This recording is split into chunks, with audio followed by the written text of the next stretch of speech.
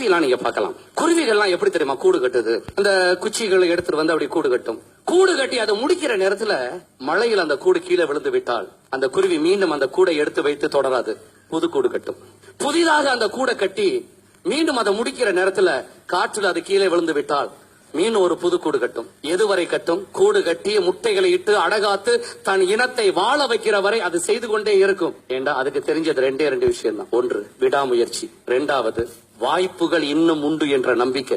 எத்தனை தடவைகள் கூடு கீழே விழுந்தாலும் அது மீண்டும் ஏன் பறந்து போகுது?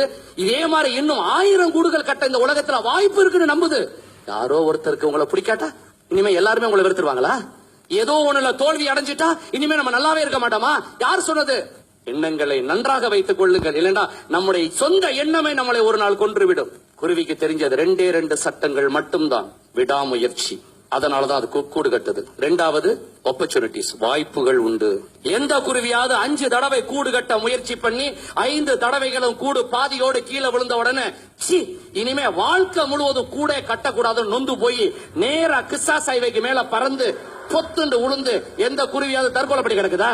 யாரோ உங்களை திட்டா என்னங்க, நீங்க கெட்டவராக இருந்தாலும் உங்களை திட்டுவார்கள். அதே நேரத்தில் அவர்களை விட நீங்க சிறப்பாக இருந்தாலும் உங்களை திட்டுவார்கள். இதான் ஹியூமன் நேச்சர், மறந்துடாதீங்க.